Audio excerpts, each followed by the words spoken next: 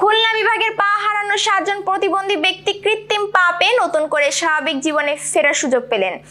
আজ সকালে যশোর পঙ্গু হাসপাতালের আয়োজনে এবং সানাবিল ফাউন্ডেশনের সহযোগিতায় এক অনুষ্ঠানের মাধ্যমে তাদের মাঝে এই কৃত্রিম পা প্রদান করা হয়।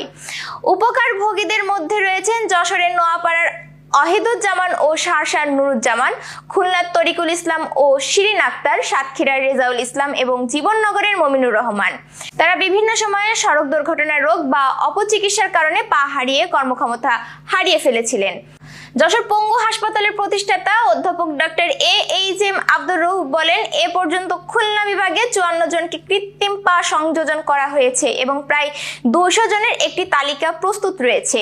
প্রতিটি কৃত্রিম পা সংযোজনে ব্যয় হয় প্রায় 50 থেকে 60 হাজার টাকা, যা সানাবিল ফাউন্ডেশনের সহায়তায় বিনামূল্যে প্রদান করা হচ্ছে।